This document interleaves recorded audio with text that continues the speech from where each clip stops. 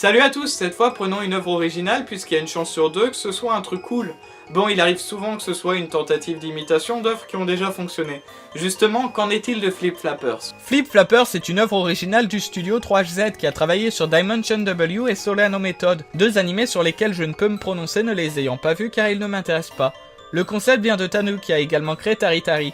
À la réalisation, on retrouve Oshiyama Kiyotaka dont c'est le premier poste dans l'animation, de même pour Takeshi Kojima qui s'occupe du chara design et de la direction de l'animation. Quant à la structure scénaristique, c'est Yuniko Ayana qui s'en occupe, comme pour de nombreux animés qui ne sont pas mon style.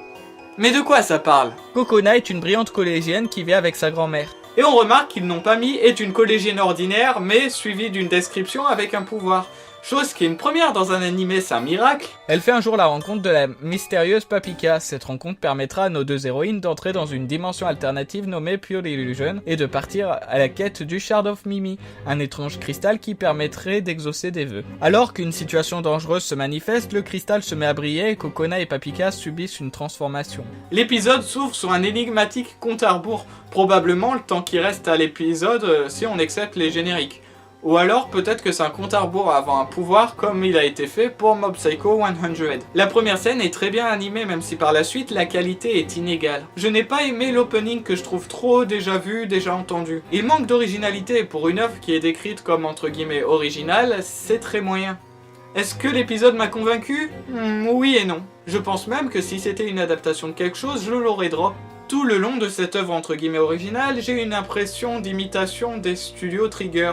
Une imitation de l'animation qui a été faite par exemple dans Kill la Kill ou Uchu Patrol Luluko. Ce que seul Trigger sait faire. Du coup, j'ai eu un peu de mal à rentrer dans ce premier épisode.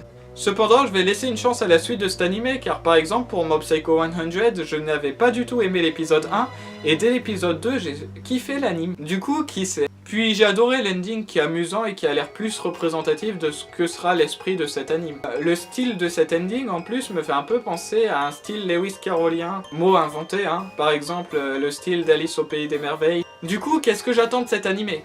Bah qu'il soit un bon divertissement.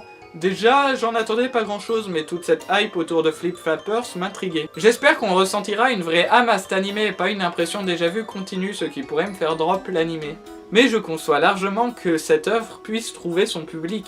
Et toi, qu'as-tu pensé de ce premier épisode de Flip Flappers? N'hésite pas à mettre ton avis en commentaire afin qu'on en discute. Sur ce, je vous aime et je vous dis à la prochaine.